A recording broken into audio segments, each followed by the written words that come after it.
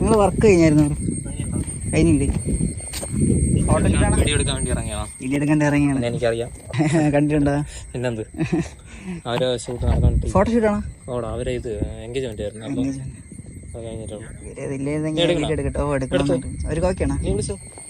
ചേട്ടാ എങ്ങനെ ഇൻസ്റ്റാഗ്രാം?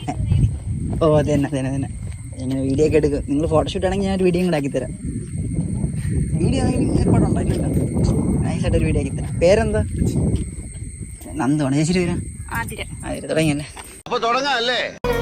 കാതോരം പാടാൻ വായോ, നെഞ്ചോരം ചൂടാൻ വായോ.